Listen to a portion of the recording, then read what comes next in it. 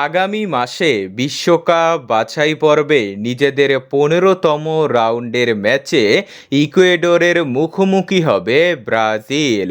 দুই দলের ফিফা র্যাঙ্কিংয়ের দিকে তাকালে ১৫৬৭ রেটিং পয়েন্ট নিয়ে ২৪ নম্বরে রয়েছে ইকুয়েডর ও ১৭৭৬ রেটিং পয়েন্ট নিয়ে ৫ নম্বরে রয়েছে ব্রাজিল। ২৬ বিশ্বকাপ খেলা নিয়ে কোনো সংখ্যা না থাকলে নিজেদের অবস্থান উন্নতি করতে হলে এই ম্যাচে জয় ছাড়া আর কোনো বিকল্প নেই ব্রাজিলের কাছে।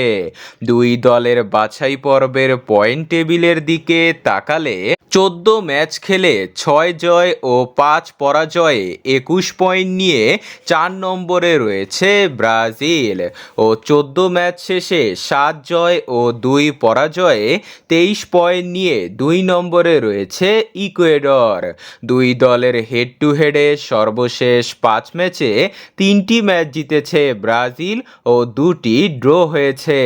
এছাড়াও নিজেদের খেলা শেষ ৫ ম্যাচে মাত্র ২টি ম্যাচ জিতেছে ব্রাজিল ও ৩টি ম্যাচ জিতেছে ইকুয়েডর। ব্রাজিল ও ইকুয়েডরের এই ম্যাচটি শুরু হবে জুনের ৬ তারিখ ভোর ৫টায়।